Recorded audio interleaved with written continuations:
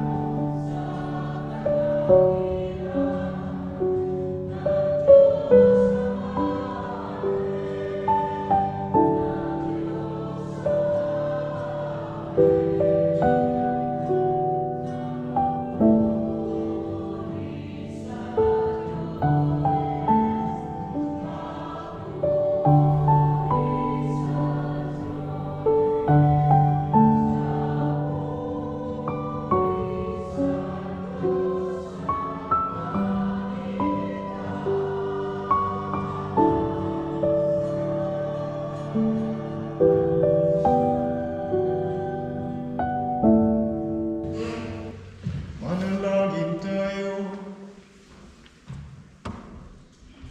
Ama naming makapangyarihan, itinakda mong ang lahat ng mga utos mo ay mauwi sa pag-ibig sa iyo at sa kapwa-tao. Ipagkaloob mong sa pagtalima namin sa mga ito, kami pagindapatin mong sumapit sa buhay na walang katapusan sa pamamagitan ni Jesucristo kasama ng Espiritu Santo magpasawalang hanggan.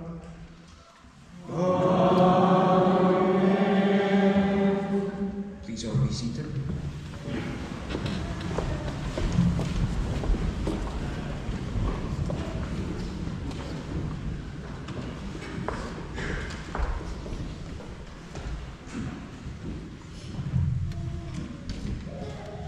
Ang pagbasa mula sa aklat ni Propeta Amos. Pakinggan ninyo ito, kayong sumisikil sa nangangailangan, at kayong umaapi sa mga dukha.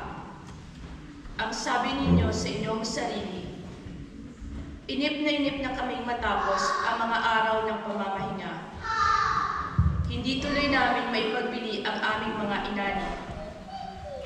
Kailan ba matatapos ang araw ng pamamahinga para mailako namin ang mga trigo? Tataasan namin ang halaga. Gagamit kami ng malintakalan at dadayain namin sa timbang ang mga mamimili. Sa halaga ng isang pares na sandalyas, aming bibilhin bilang alipin ang taong dukha. Pati tulyapis ng trigo ay ipagbibili namin sa mataas na halaga. Sumumpa ang Panginoon, ang Diyos ng Israel. Hindi ko na maipatawad ang masasama nilang gawa. Ang salita ng Diyos. Salamat sa Diyos.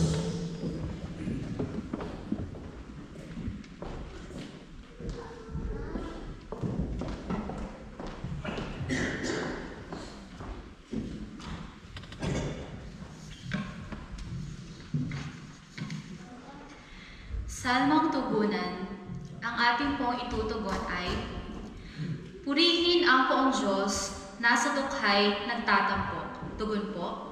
Purihin ang poong Diyos sa lahat ng tatampo. Ang poo'y purihin, dapat na magpuri ang mga alipin.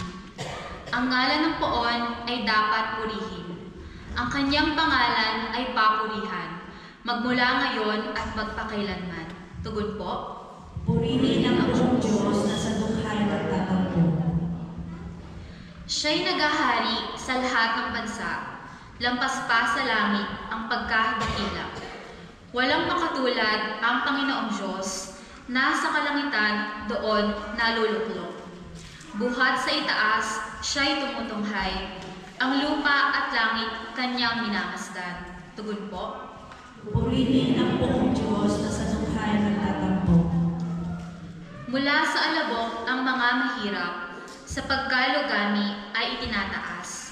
Sa mga prinsipe ay isinasama. Nagiging prinsipe ang mga lingkod niya. Tugon po. Purihin ang poong Diyos na sa dukhay nagtatampo.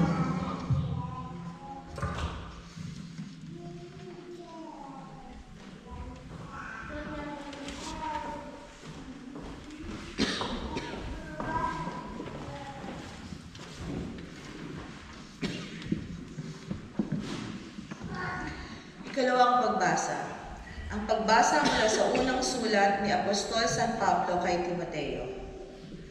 Pinakamamahal ko, una sa lahat, ipinakikiusap kong paabutin niyo sa Diyos ang inyong kahilingan, panalangin, pamanhik at pasasalamat para sa lahat ng tao. Gayon din, ang gawin ninyo para sa hari at mga may kapangyarihan upang makapamuhay tayo ng tahimik at payapa, marangal at may kabanalan. Ito ang mabuti at nakakalugod sa Diyos na ating tagapagligtas, na ang ibig ay mailigtas ang lahat ng tao at makaalam ng katotohanan. Sapagkat iisa ang Diyos at iisa ang tagapamagitan ng Diyos sa mga tao, ang taong si Jesucristo, na naghandog ng kanyang buhay upang tubusin ang lahat. Siya ang katunayan na banal ang layunin ng Diyos at naghayag ng takdang panahon. Dahil dito, ako'y hinirang ng mga ngaral, apostol at tagapagturo ng pananampalataya at ng katotohanan ito sa mga hentil. Katotohanan ang sinasabi ko, hindi ako nagsisinungaling. Ibig kong ang mga lalaki sa lahat ng dako'y manalangin may malinis na kalooban, walang hinanakit o galit sa kapwa. Ang salita ng Diyos. Salamat sa Diyos.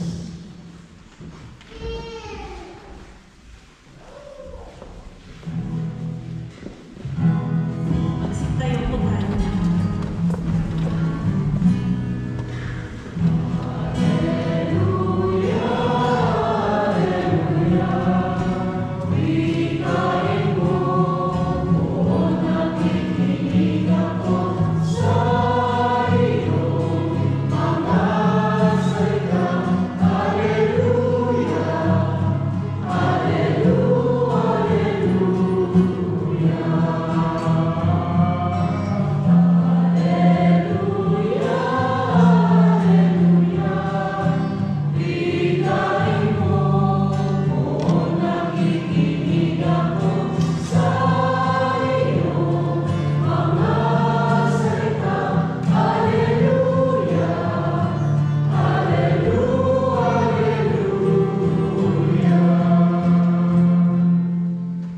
Sumainyo ang Panginoon.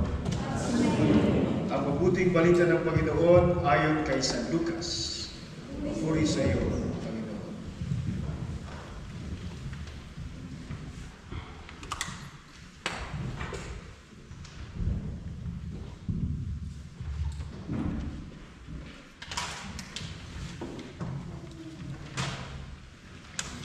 Noong panahon iyon, sinabi ni Jesus sa kanyang mga alagad, may isang mayaman na may isang katiwala.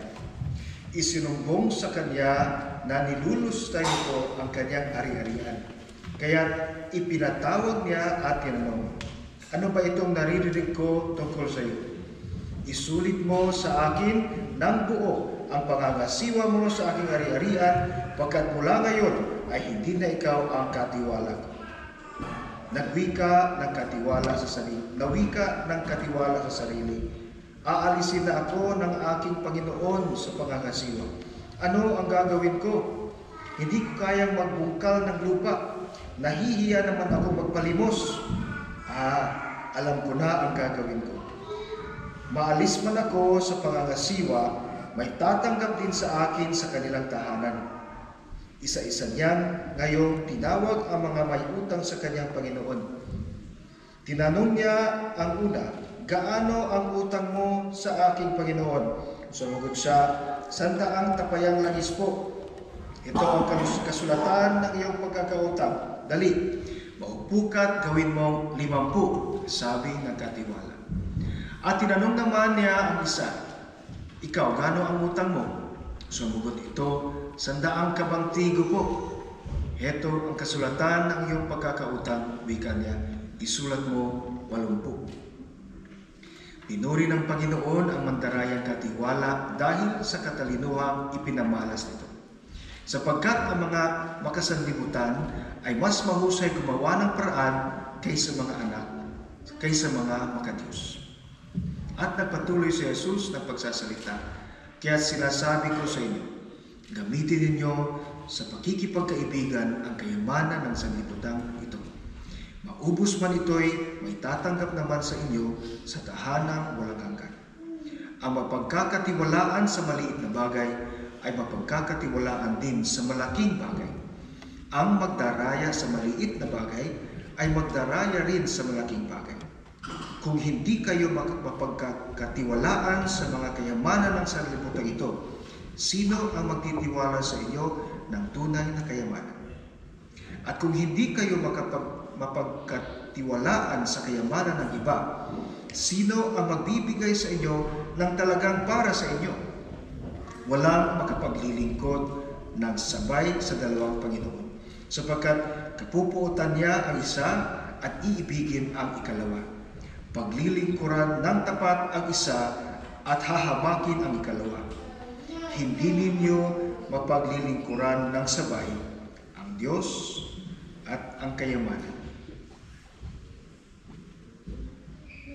Ang mabuting balita ng Panginoon.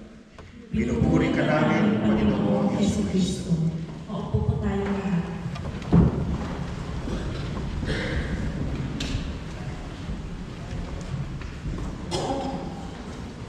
So I'm Father Leo. I'm from Cebu. I just celebrated my 5th ordination anniversary last week with my batchmates in the Philippines. My first time to celebrate Filipino Mass was in Aberdeen, because in Cebu, where I come from, we don't celebrate Mass in Filipino. It's always in our mother tongue Cebuano or in English.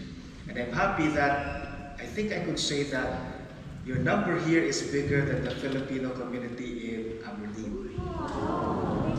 Yes. How many are we today? Okay, let's give the Lord a big round of applause.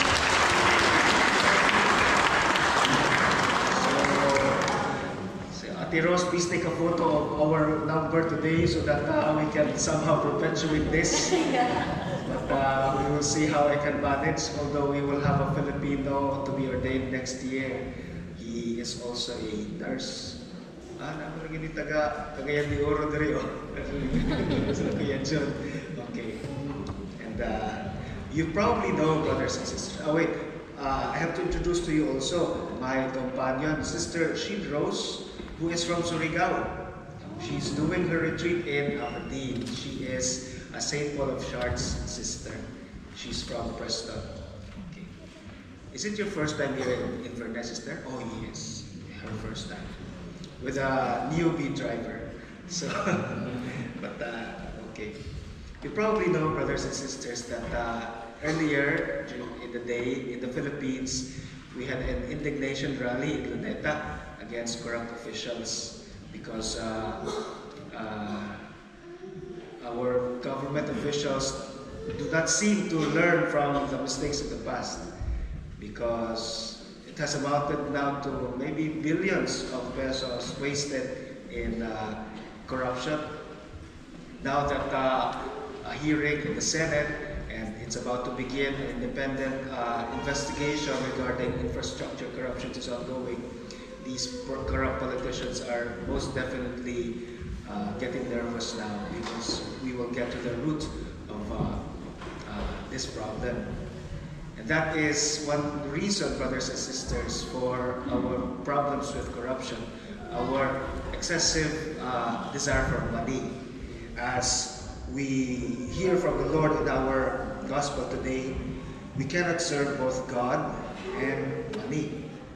Because probably from your experience, if we work too much, eventually our bodies will complain. And if our bodies ask for rest, the first thing to go is money. So this is wonderful that the Lord has dedicated the first day of the week, not for money, but for the most important people in our life: God, family, and friends. Always spend the first day of the week for your reason for working: God, family, and friends. If ever, because of course many of us are nurses, you have to work on a Sunday or even on a Saturday, please try as much as you can to come to Mass at least once a week. Do not miss Mass at least once a week. Because after all, that is actually what happened to this shrewd manager in the gospel. He had a realization that he had to change his ways because a deadline was given him by his boss. He will no longer be the manager of the resources of his rich employer because he has wasted away his money.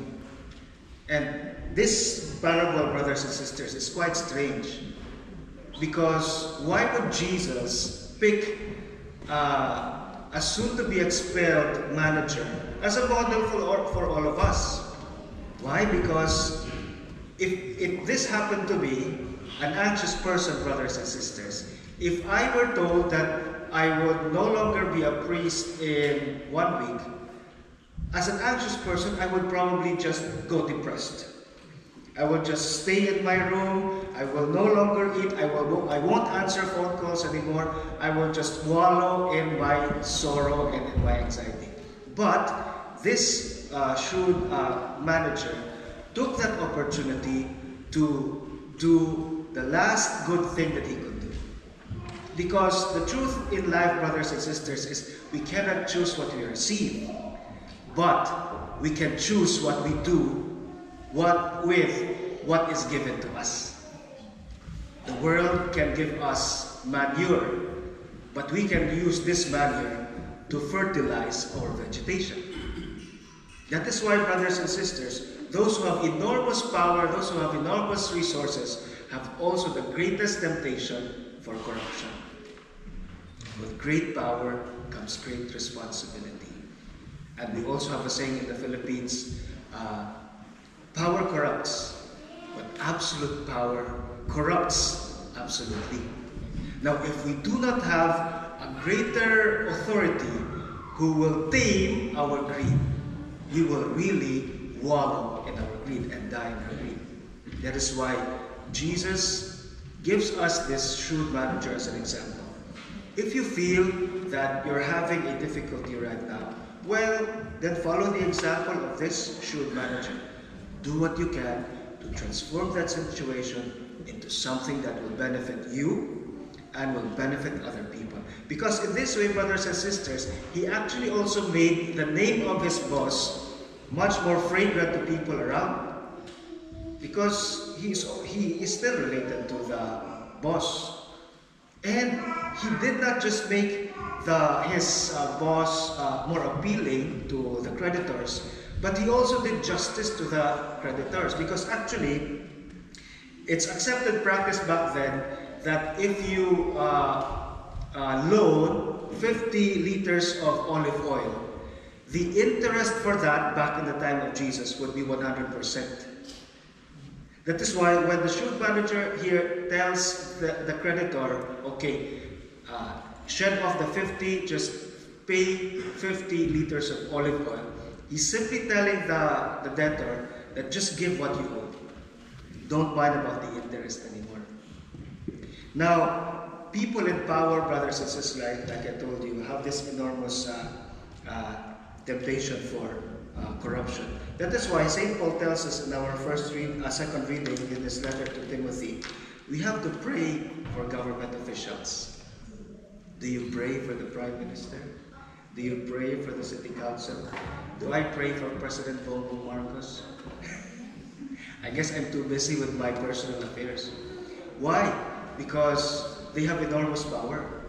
And when they make mistakes, the consequences are also enormous. We have in Aberdeen, brothers and sisters, a situation last year where we asked the City Council to give us permission to establish a Catholic secondary school. But the City Council refused that request. But it was an invitation for some of us to try to join the City Council. If they do not want to listen to us, then let's engage them all the more.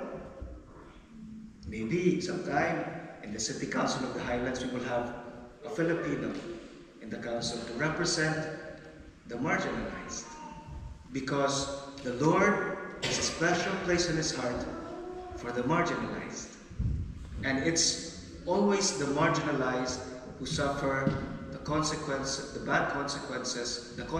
of the bad decisions of leaders. For example, climate change. Iba sa atin sa Pilipinas, medyo lumalakas ang bagyo, tumataas din ang sea level.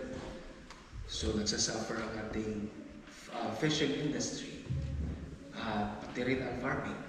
Kaya matinding this corruption and the flood control projects, brothers and sisters, is really a scourge. And we have it also in our first reading.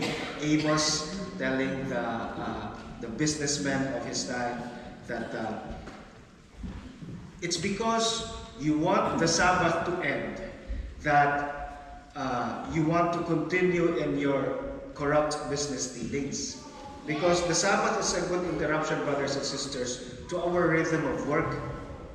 It reminds us that all our ordeals have an end.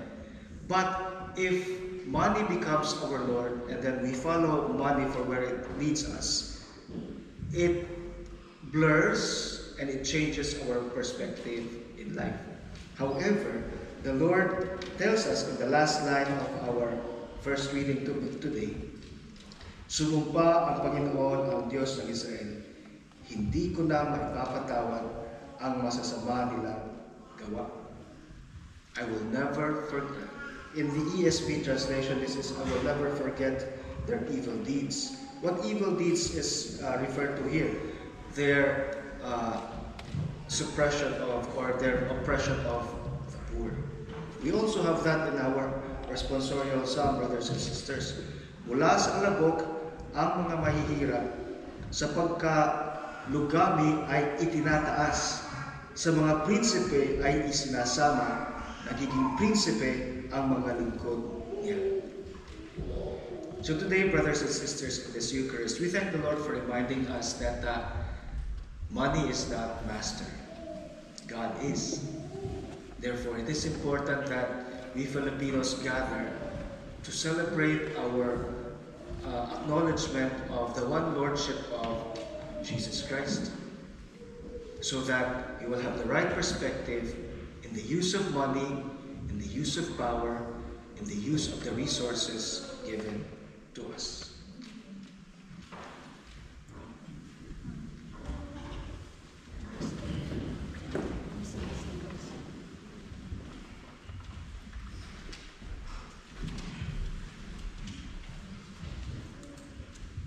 Magsipantayo po tayo lahat.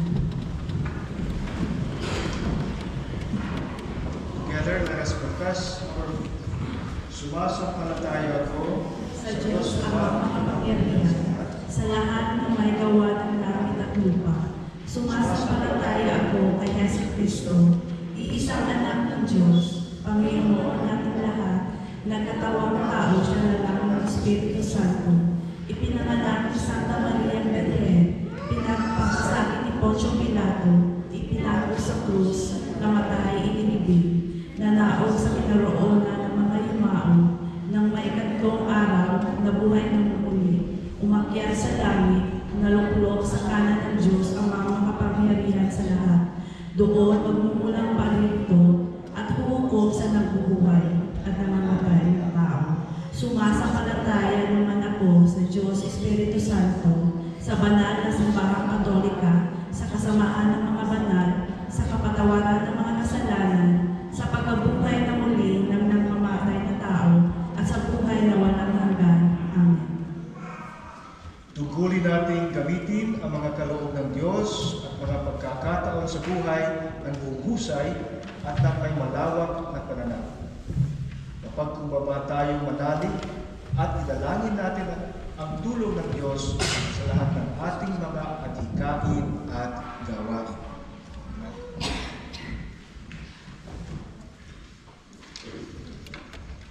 Patatagin mo, Ama, bilang daluyan ng iyong biyaya, kaming iyong simbahan sa aming makatungkulin at paglilingkod. Manalangin tayo. Ama, gawin mo kami kabahagi sa iyong paghahari. Gabayan mo ang aming mga punong bayan upang maipakita nila ang kayamanan ng iyong kaharian sa mga patakarang kanilang nililikha. Manalangin tayo. Ama, gawin mo kaming kabahagi ng iyong paghahari. Hanguin mo kaming lahat na natitipon ngayon mula sa sari-saring pagdurusa na aming hinaharap araw-araw. Pagalingin mo kami sa pisikal, mental, emosyonal at espiritual na mga aspekto upang lalo kaming makapaglingkod sa iyo. Manalangin tayo. Ama, gawin mo kaming kabahagi sa iyong paghahari. Pahintulutan mong makahimlay sa iyong mga piling ang mga yumaong mahal namin sa buhay. Manalangin tayo. Ama, gawin mo kaming kabahagi sa iyong paghahari. Sa ilang sandali ng katahimikan, itaas natin sa Diyos ang ating mga pansariling kahilingan, gayon din ang mga pangangailangan ng pamayanan. Manalangin tayo. Ama, gawin mo kaming kabahagi sa iyong paghahari. Ama, ipagkaloob mo sa aming pakinabangan, mabuti ang mga pagkakataon sa buhay na ito alang-alang sa biging na walang maling na inihanda mo sa langit para sa amin. Isinasamo namin ito sa ngalan ng Panginoong si Jesus. Amen. Please all be seated.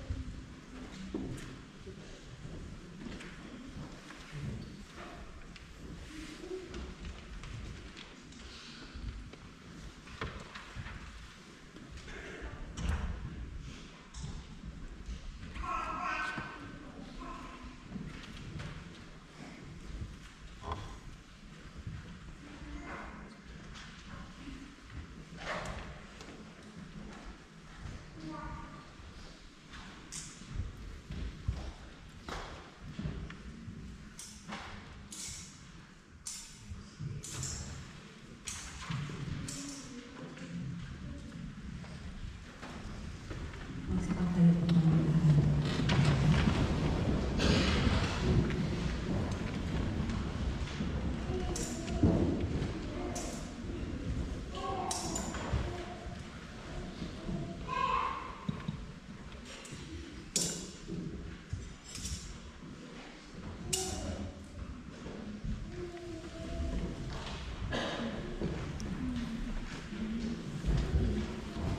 Dalangin kayo mga kapatid upang ang paghahain natin ay kalugdan ng Diyos upang makapangyarihan. Ginawa ng Panginoon itong paghahain sa iyong mga kamay sa paghahain na pangalan sa ating ang pagkakaroon at sa Panginoon sa paghahain. Tanggapin naman ng Panginoon itong paghahain ang maraming lumikha. Pawagin mong kalugdan ng mga alay ng iyong sambayanan upang ang pinahahayag namin ng may pananampalataya matibay ay aming tanggapin sa banal na pakikinabang sa pamamagitan ni Jesucristo kasama ng Espiritu Santo magpasawalang hanggan.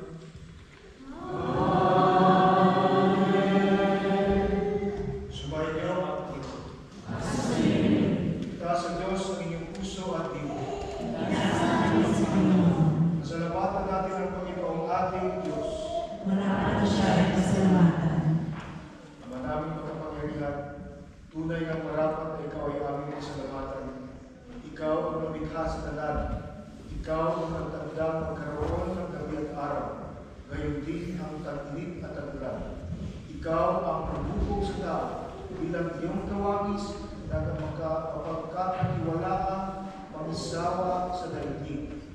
Ikaw ngayon pinaglilingkuran sa pagganap sa pananagutan ng iyong pinagtitiwalaan sa pamamagitan ng anak mong mahal. Kaya kaisa ng mga anghel na nagsisiawit ng papuri sa iyo na walang humpay sa kalangitan, kami nagpupunyi sa iyong kadakilaan.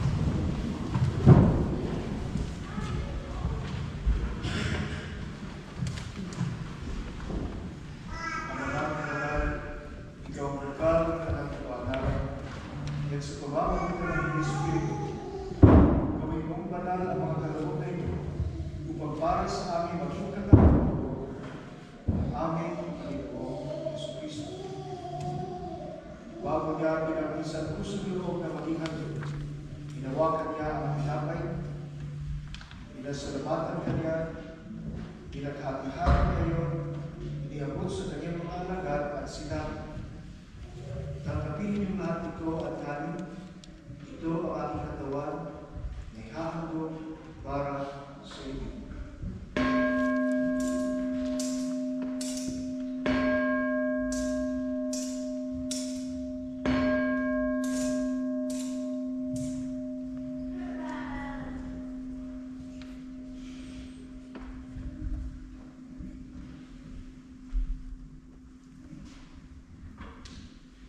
Ngayon din naman ang matapos ng lipunan, hinawakan niya ang kalis, uli kanyang pinasalamatan, iniabot niya ang kalis sa kanyang mga alagad at sinabi, Tanggapin niyo lahat ito at inumin. Ito ang kalis ng aking dugo, na bago at walang hanggang kupan. Ang aking dugo na ibubuhos para sa inyo at para sa lahat, sa kapagpapatawad ng mga kasalanan. Gawin niyo ito sa pag-alala sa akin.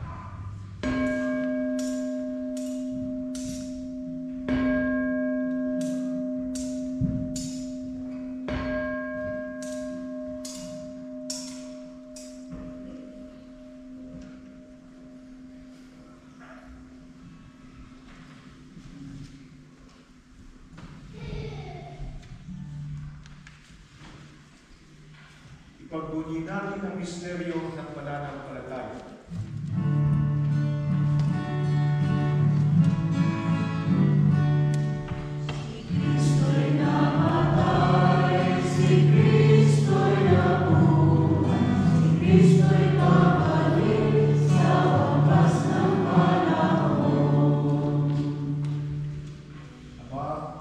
Ginagawa namin ngayon ang pag-alala sa pagkamatay at ulit pagkabuhay ng mga. Kaya itaaalay namin sa iyo ang tinapay na nagbibigay buhay at ang kalis na nagkakaroon ng kaligtasan. Kami nagpapasalamat dahil kami iyong inarapat at tumayo sa harap mo para maglingkod sa iyo. Isinasama namin kami magsasalo-salo sa katawan ng dugo ni Kristo ay mabubulod sa pagkakaisa sa pamamagitan ng Espiritu Santo. Ama, ningapin mo ang iyong simbahang laganap sa daigdig. Puspusin mo kami sa pag-ibig, kaysa nilugod namin, nililiw namin Papa, nilugod namin Obispo, at ang tanang kaparian at mga konsepito. Alalahanin mo rin ang mga kapatid namin na himlay nang may pag-asang sila muling mabubuhay, gayon din ang lahat ng mga babae. Gawaan mo sila at patuloyin sa iyong kaligawaran. Kaawaan mo at makindapatin kami lahat na makasalo sa iyong buhay na walang wakas, kaysa at mahal na Birhen Maria na ng Diyos, ng kanyang kabiyang ng puso si San Jose, kaysa ni San Mateo at ng mga apostol, San Lorenzo Ruiz, San Pedro Calusod at ang lahat ng mga banal na namuhay dito sa daigdig ng kalulugod sa iyo. Ay pagdiwang nawa namin ang pagpupuri sa kararagan mo sa pamamagitan ng iyong anak, aming Panginoon, Jesucristo. Sa pamamagitan ni Kristo, kasama niya sa Kanya, ang lahat ng parangal at papuri ay sa iyo, Diyos Amang makapangyarihan, kasama ng Espiritu Santo, magpasawad.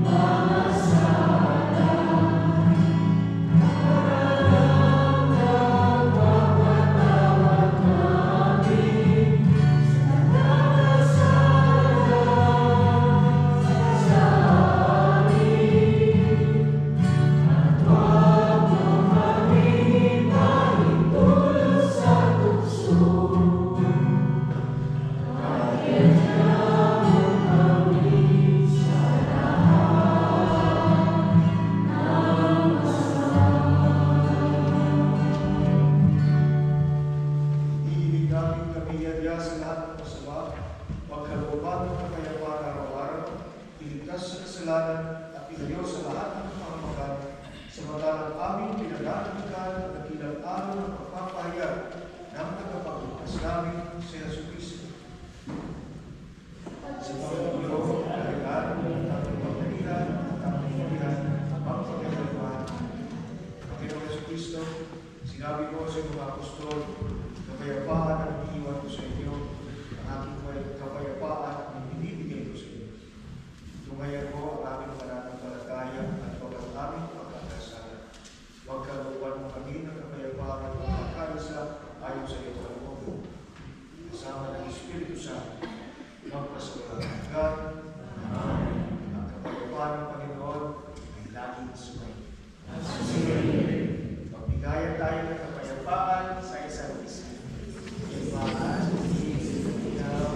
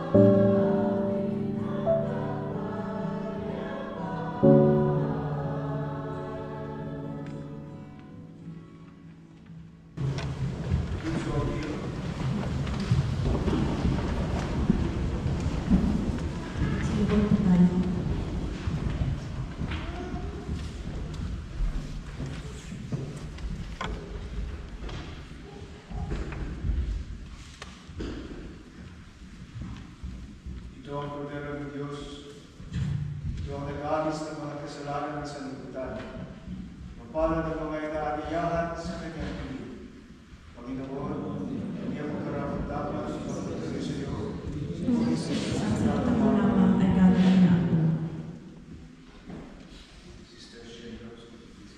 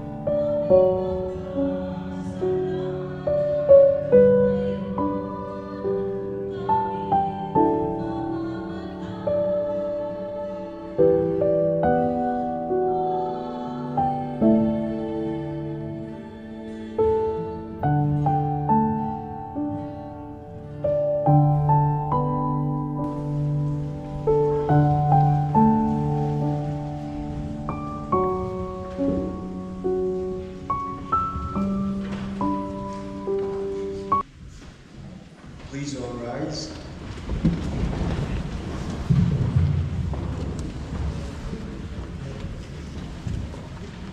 Manalangin tayo. Ama naming mapagmahal, kaming pinagsalo mo sa banal na pakikinabang ay patuloy mong kaawaan at tulungan upang ang aming tinanggap ay siya nawang umiral sa pamumuhay namin sa araw-araw, bunga ng iyong pagtubos na aming ipinagdiriwang sa pamamagitan ni Jesucristo kasama ng Espiritu Santo magpasawalang hanggan.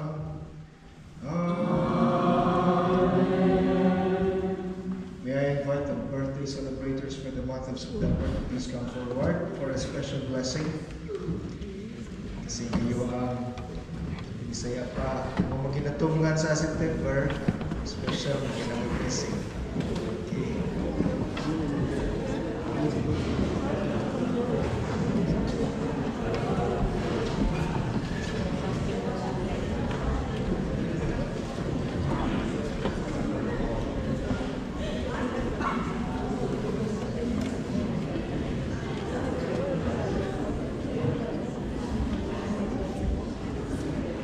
Wedding anniversaries for this month.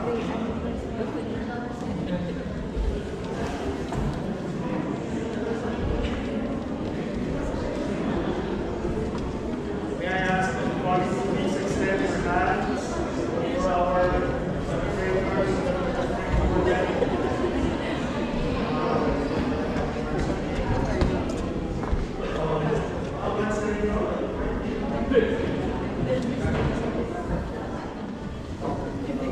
Salamat tayo.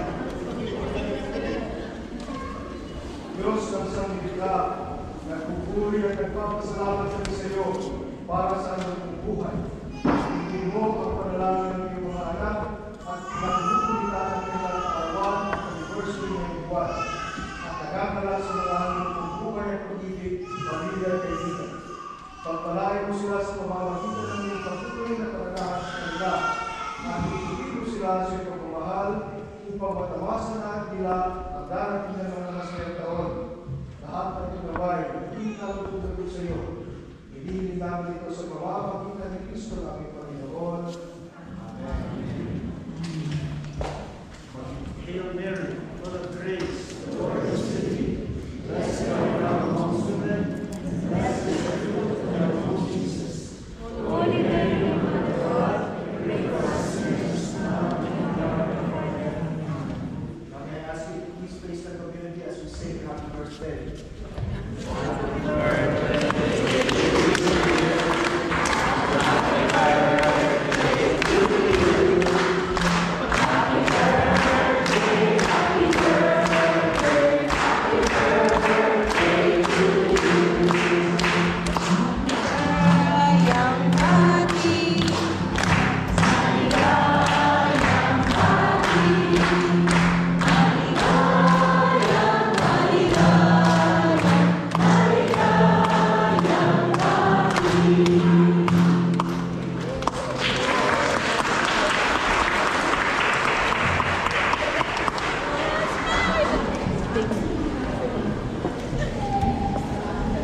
Please be seated for a few announcements.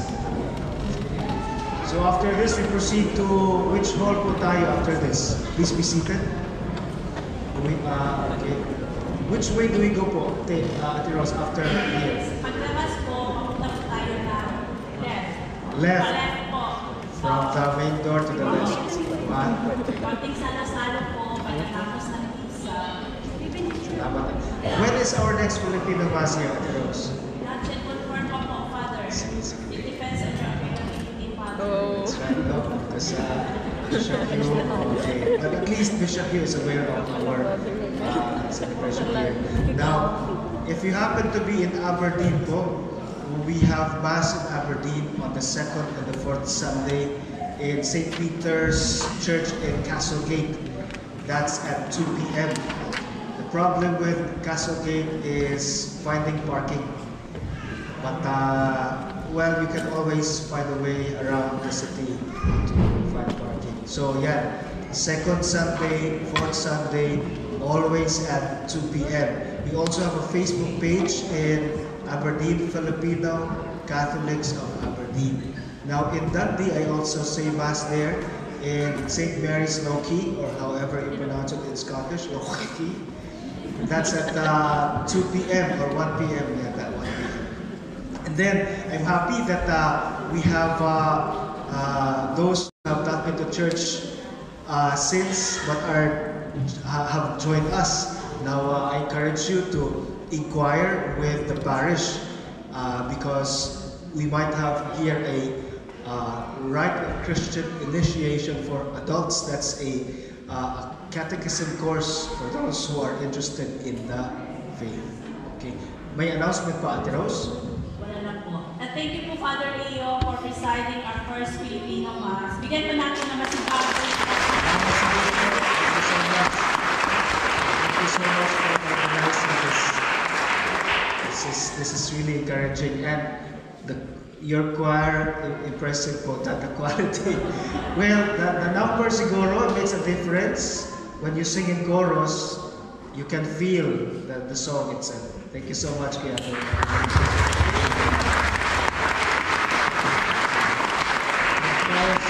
The parents of our altar servers, if the parents of those who have children this afternoon would like your children also to be part of our altar servers, you can always do that. Kahit wala pa munang uniform, kahit observer lang muna, no? Okay, because they're installed. That's what we're encouraging also in Aberdeen, and we have in Dundee. The strength of the community of Dundee is it's the young people who lead the singing. These young people did not, of course, grow up in the Philippines, but they know our Filipino songs from us. So, if you like, go to Dundee. meron din silang kainan afterwards. Please rise.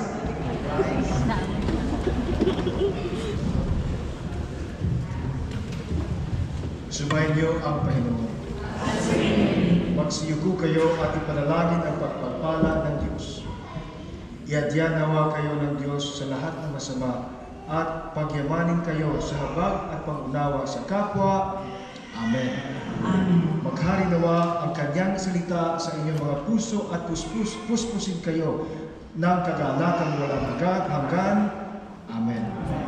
Magpatuloy nawa kayo sa gawang mabuti, magaling, hanggat makamit ang inyong gantimpala sa langit. Amen. At pagpalain nawa kayo ng makapangyarihang Diyos, Ama, Anak, at Espiritu Santo. Umayo kayo sa kapayapaan upang mahalin at paglingkuran ang Panginoon. Salamat.